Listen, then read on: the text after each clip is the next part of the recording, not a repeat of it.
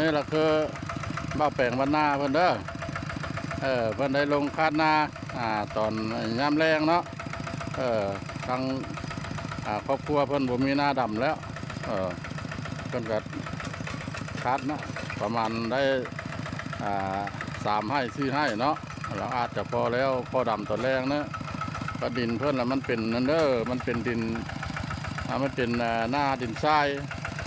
ถ้าเฮาคาดปะไว้ฮอดมื้ออื่นจังดำแล้วก็ถือว่าดินมันสมัดโอ้เก้งหลายเนาะโอ้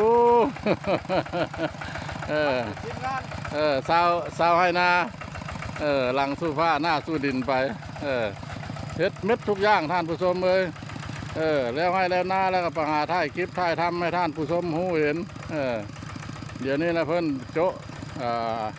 คาดให้ไถนาเนาะฮอดฤดูการผลิตแล้วเฮ็ดนาได้เข้าแล้วก็ เต็มเล่าแล้วก็นอนเว้าก็คือเพิ่นว่าปีนึงมีแค่เดียวเนาะเขาว่าชีวิตของชาวนาเป็นขึ้นอันนี้ล่ะ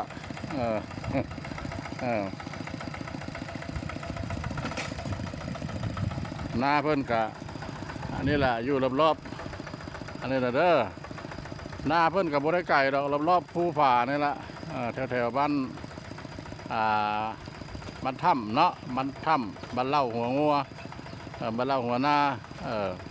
บางคนก็แล้วลายแล้วเพิ่นนี่แหละบ่มีน้ำปัญหาก็ที่ได้น้ำเนี่ยการผู้ชมเลย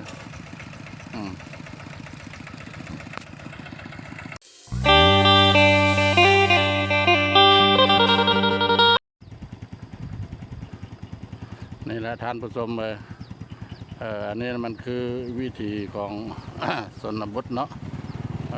วิธีของชนบทบ้านถ้ำเพิ่นก็ดำก้อนหมูเนาะก็ถือว่ามันก็เขียวแล้วผู้ดำน้ำหลังนั่นก็ยังบ่ได้เขียวก็มีการผสมอันนี้เพิ่นก็แล้วใครสิแล้วเนาะยังดำเล็กลำน้อยดำให้2 ให้นี่ละผู้ลายสบายดีพี่น้อง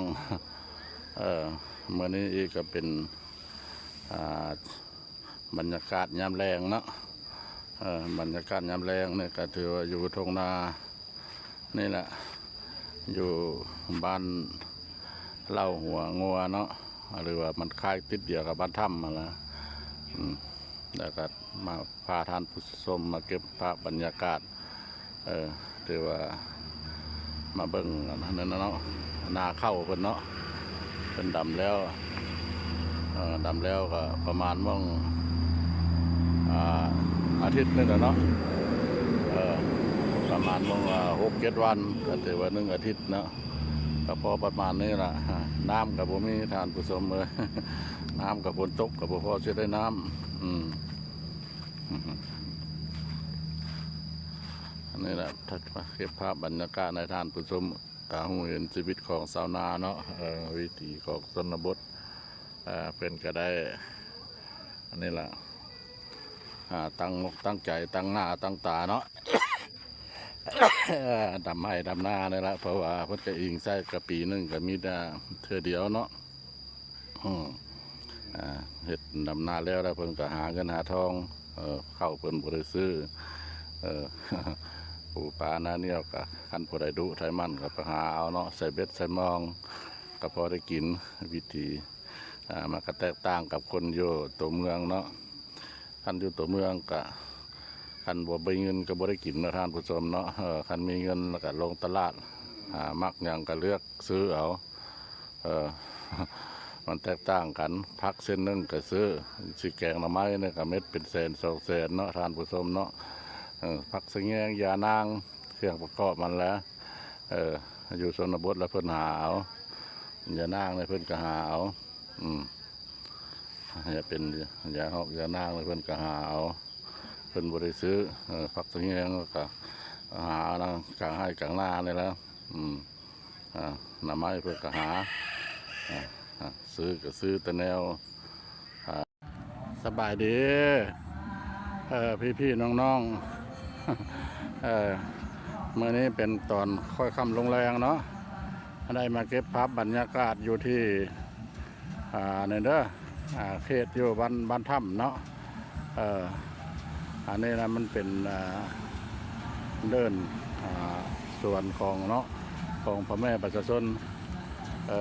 เห็นว่าภาพเนี่ยมันสวยสดงดงามเลยมาเก็บภาพบรรยากาศให้ท่านผู้ชมได้เห็นแต่ดินตอนนี้มันก็เป็นดินอยู่ว่างเป้าเนาะเพิ่นบ่ได้ปลูกหยังเพิ่นบ่ได้ปลูกหยังใต้มีแต่ต้นไม้วิกเนาะจักเพิ่นต้องการขายบ่เลยเพิ่นสิเฮ็ดจังใดเนาะหรือว่าเพิ่นขายแล้วว่าทางพ่อบ้านพาเลาะแล้วก็บ่ฮู้เนาะว่าดินอยู่แถวนี้ล่ะมันอยู่คือทางนั้นล่ะมันเป็นทางรถไฟเด้อมันเป็นเพิ่นเฮ็ดสูงกันคูรถไฟจากทางรถไฟหั่นล่ะมันก็ลงมาพี่มันก็บ่มีหยังเนาะบางคนก็เช่าให้ชาวนาใช่บางคนก็ยังบ่ได้เช่าปัจจุบันนี้มันก็สิเป็นดินของบุคคลเนาะเป็นดินของบุคคลหลายละอยู่ใส่มันกับบ่มีบ่อนว่างท่านผู้ชมอยู่ใส่ก็มีเจ้าของหมดอยู่ใส่ก็บ่มีว่าสิว่าบ้าว่างละสมัยเดี๋ยวนี้เนาะอันนี้นะอยู่รอบๆเขตบ้านดงบ้านถ้ำเด้อบ้านดงบ้านถ้ำติดกับทางรถไฟแต่ข้าวสมัยฝรั่งอะไรเดี๋ยวมันมีป่าไผ่เกิดขึ้นอย่างนี้รอบตามพ้นละขึ้นไปฮอดเวียดนามเนาะแต่เพิ่น